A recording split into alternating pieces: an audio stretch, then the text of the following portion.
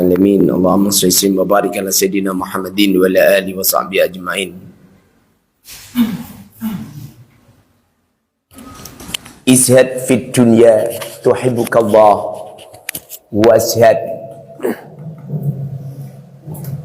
ma 'indan nas tuhibbukan nas. Berzuhudlah kamu di dunia ini, tentu Allah akan mencintaimu. Dan berzuhudlah kamu dengan apa-apa yang dimiliki oleh manusia, tentu manusia akan banyak yang senang sama kamu. Makna daripada zuhud itu adalah tidak mencintai harta di dalam qalbu. Tidak senang harta di dalam qalbu. Tidak rakus dengan harta di dalam qalbu. Hartanya diletakkan di saku, uangnya diletakkan di saku, uangnya diletakkan di tas, diletakkan di lemari, diletakkan di ATM. Tidak pernah uang itu menyentuh hatinya. Hartanya diletakkan di rumah, asetnya diletakkan di pom bensin, di supermarket, minimarket, di PT, di CV, di UD dan lain sebagainya. Izhad fi dunya, berzuhudlah di dunia. Tuhibbukallah.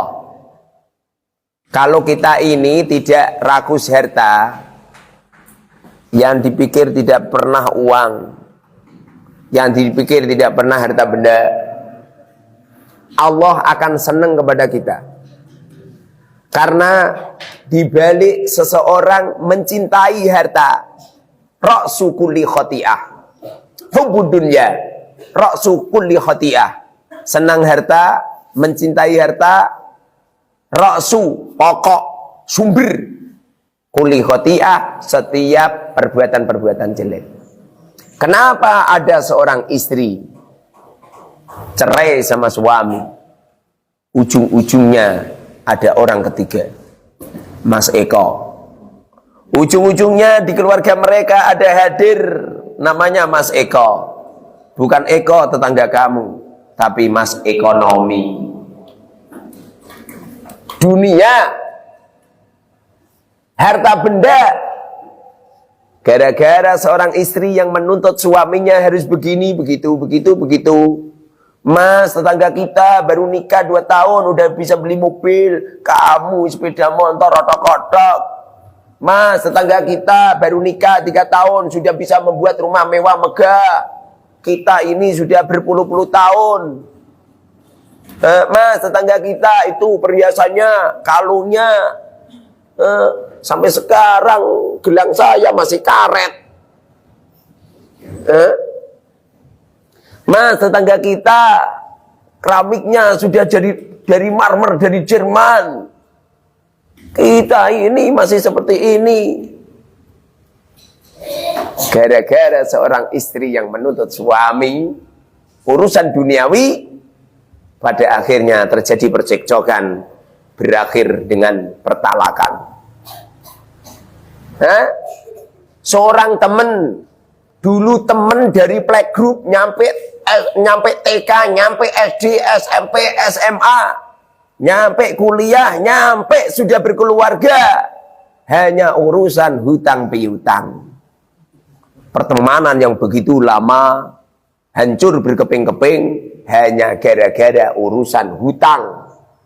Temannya janji hutang 1 minggu, tapi dikehendaki oleh Allah 1 minggu temannya belum mampu untuk membayar. Pada akhirnya SMS yang terus, WA yang terus, telepon yang terus, dibuat ke area anjing kau, kamu itu ketek gitu dan sebagainya. Suara kebun binatang, nama-nama kebun binatang disebut semua, kecuali orang hutan disebut semua. Seakan-akan begitu lama dia berteman, seakan-akan tiada manfaat setelah hanya ada urusan utang piutang, padahal urusan utang terima 1.000, cuman 100.000 meretakkan pertemanan yang begitu panjang dan lama. Dulu di waktu mondok bareng, seakan-akan seperti Juli dan Julia. Seperti Romeo dan Julia. Masya Allah,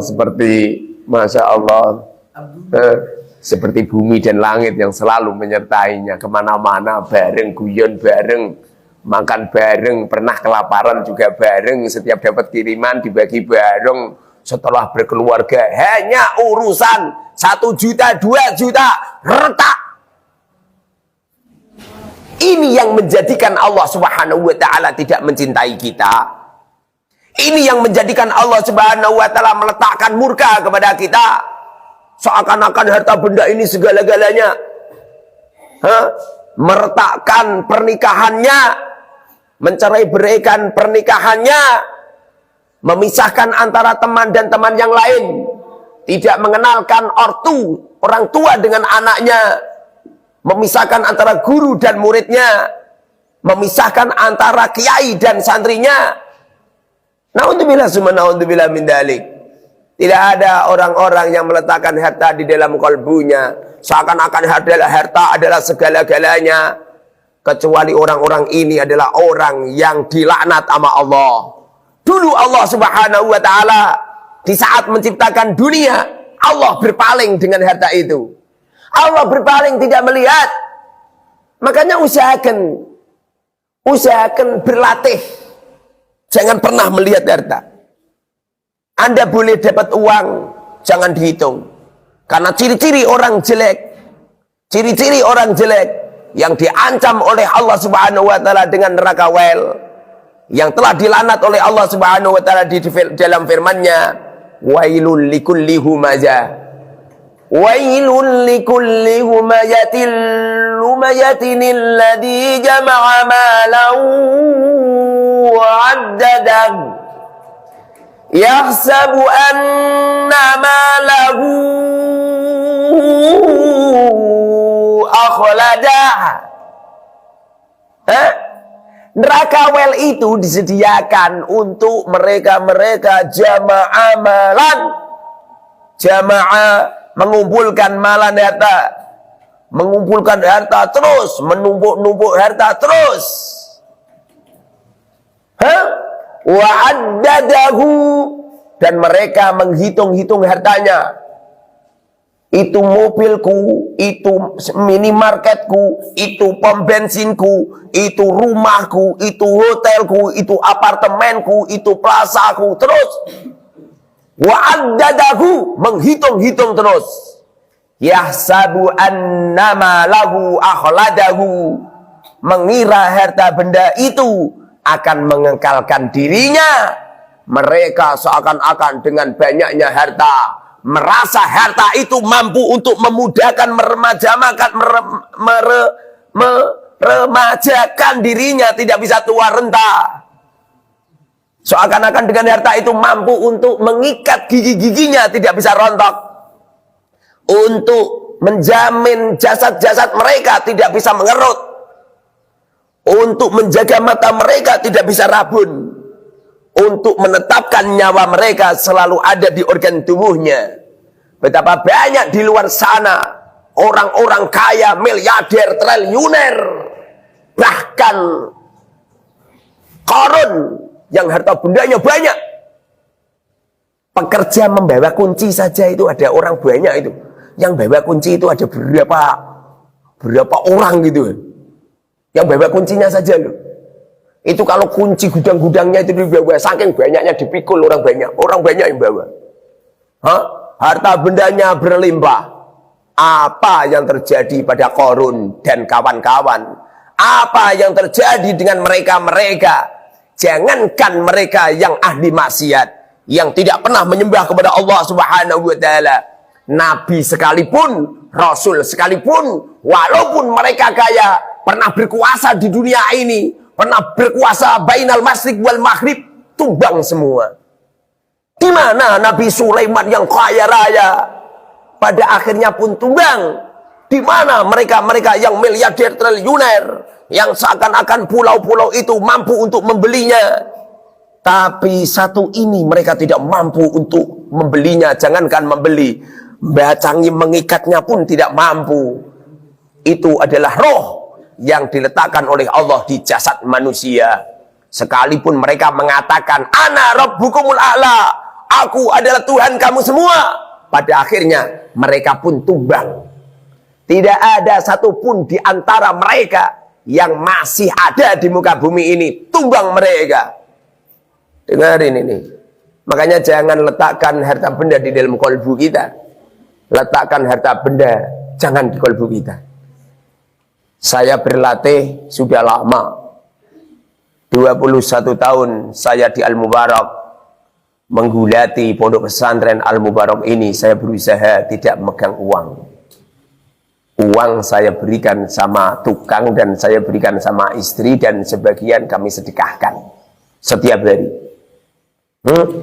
Saya tidak punya dompet khusus. Biasanya kalau ada orang berlente, jangan berlente lah. Kalau ada orang baru punya duit sedikit aja, sudah kemana-mana pakai dompet besar ya. Turun dari mobil sudah bawa dompet. Ya enggak? Enggak apa-apa. Siapa yang mengatakan melarang? Enggak apa-apa. Saya hanya menggambarkan sosok saya enggak punya dompet. Dia punya dompet, masih ada di toko. Dia punya dompet, dompetnya istri. Masya Allah. Usahakan jangan letakkan harta di akal. Jangan letakkan harta di hati. Hati kamu terlalu kecil. Jantung kamu terlalu kecil. Harta benda itu besar. Kalau dimasukkan, gak muat. Makanya banyak orang-orang yang pusing 1000 keliling. Gara-gara apa coba? Gara-gara memasukkan harta bendanya di dalam kolbunya. Akibatnya mobilnya dideketin anak kecil. Padahal anak kecil itu cuman ngisik-ngisik mobil. Dibentak dari jauh. Woi, jadulanan mobil, keberet nanti.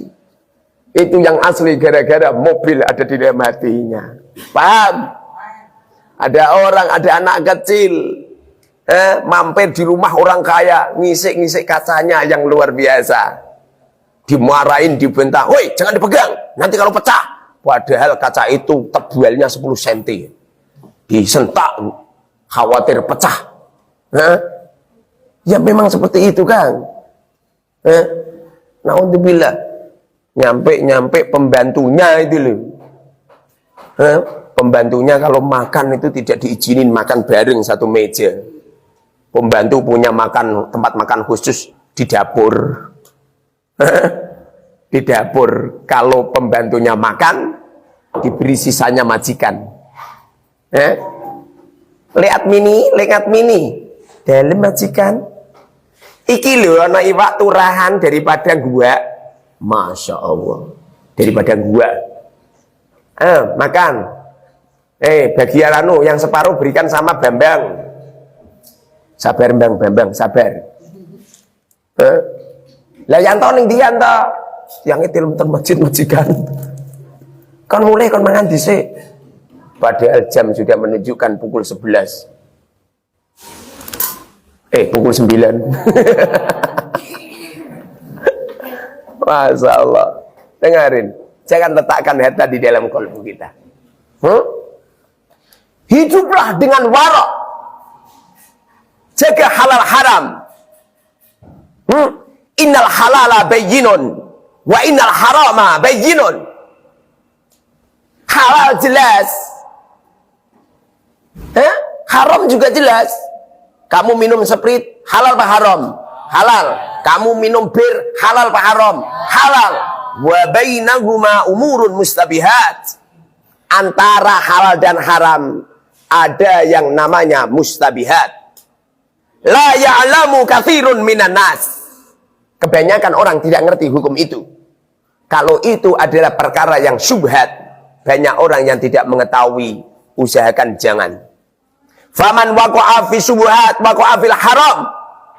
Barang siapa yang terjerumus dalam dunia syubhat, dalam makanan syubhat, harta benda yang syubhat, waqa'a fil haram, karai yar'a haulal hima.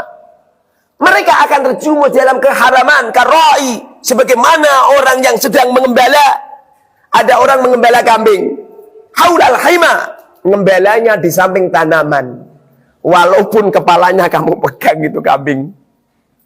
Tapi suatu saat kamu akan lengah, pada akhirnya kambing itu nyerobot makanan. Paham? Jangan pernah deket-deket dengan sesuatu yang haram. Ustadz, saya buka HP ini Ustadz, lihat cewek-cewek, saya pengen menghukumi Ustadz, kalau seperti ini haram. Jangan Pak D. Jangan, bahaya. Nanti bisa ada bantal-bantal yang robek gara-gara itu. Keramik-keramik yang pecah gara-gara itu. Dengerin ini. Jangan. Karena iyar'ahaulal ghimma. Perkara-perkara yang syubhat. Jangan. Di antara perkara syubhat adalah harta pemerintah. Kecuali kalau panjenengan menjadi seorang pejabat, menjadi seorang pegawai negeri, tidak masalah. Karena itu ada jasa. Kamu gunakan silakan. Karena kamu punya keluarga. Dulu Sayyidina Abu Bakar, di waktu menjabat menjadi Amirul Mukminin, beliau tetap bekerja. Lalu suatu ketika diingatkan sama seorang sahabat, "Ya Abu Bakar, bagaimana panjenengan ini kok masih tetap kerja?" Apa kata Abu Bakar? "Saya punya keluarga. Saya harus mencarikan nafkah keluarga." Pada akhirnya Sayyidina Abu Bakar dipikirkan nafkahnya dengan gaji negara. Ini boleh. Yang kurang baik itu apabila kamu itu tidak menjadi pegawai negeri, kemudian senang mengajukan dana sosial, mengambil dari harta negara. Karena harta negara adalah harta yang syubhat, harta yang ma bainal halal war haram. Minum-minuman keras ada pajaknya, ya enggak? Ada koruptor ketangkep, langsung dimiskinkan. Padahal harta yang dimiliki tidak semuanya dari haram, dari korupsi tidak. Ada harta-harta yang dimiliki. Tempat lokalisasi, tempat hotel-hotel yang dibuat mesum, tempat-tempat karaoke, banyak yang ilegal, mendapatkan perizinan dari pemerintah. Matikan caranya, matikan. Banyak yang mendapatkan perizinan dari pemerintah, uangnya masuk ke negara. Dengerin, bila mana kiai kencing sambil berdiri, apa yang terjadi coba? Santri kencing sambil berlari. Paham? Bagaimana jikalau pondok pesantren sudah tidak hati-hati halal haram? Bagaimana pondok pesantren bila sudah tidak hati-hati halal haram? Seneng ngajuke proposal, pada akhirnya berdiri bangunan-bangunan mewah megah dari hasil ngemis dari pemerintah. Apa yang terjadi? Bukan haram, halal. Bukan dosa, halal. Tapi itu adalah harta syubhat. Faman waqa'a fi syubhat waqa'a fil haram. Barang siapa yang terjerumus dalam syubhat, waqa'a fil haram, maka mereka akan terjerumus dalam keharaman. Paham? Di Al-Mubarak semua bangunan 0%, tidak ada 1% pun dari dana pemerintah. Semoga bisa istiqomah. Tidak cuma saya saja, tapi kamu semua. Hati-hati halal haram. Jangan keluyar-keluyur. Apalagi nyampe nyuri uangnya temen. Saya ngerti, siapa yang nyuri uang 3 juta kemarin, ngerti saya. Ngerti saya, rumah samu nggak ngerti. Saya manggil orangnya ngerti. Ini hati saya masih sadar, masih doa saya masih bagus. Nanti kalau hati saya sudah nggak sadar atau doa saya gini, ya Allah boyongkan orang itu. Saya nggak mau boyongkan santri. Saya nggak pernah boyongkan santri. Saya minta kepada Allah untuk memboyongkan kamu. Saya kalau benci sama santri itu tidak. Saya kalau benci sama santri pertama kali tak doakan yang baik-baik. Tapi kalau 1 kali 2 kali kok masih nyuri terus, tak dongano boyong gitu. Dengerin, jangan. Minta sama saya kan malah Masya Allah ya. Minta sama saya kan.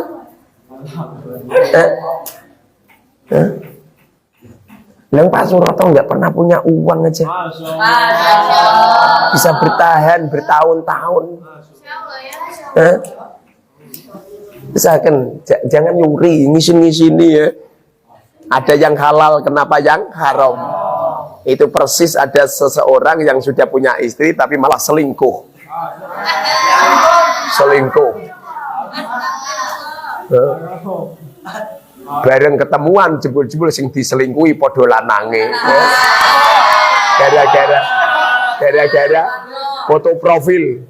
Lah foto profile di media sosial. Fotone cantik ya, jebul-jebul miliknya lelaki. Sarapan dulu ya, nanti jam 11 ngaji ya. Jam 11 atau jam 10? Cerdas. Subhanakallahumma wa bihamdika asyhadu an la ilaha illa anta astaghfiruka wa atubu ilaik.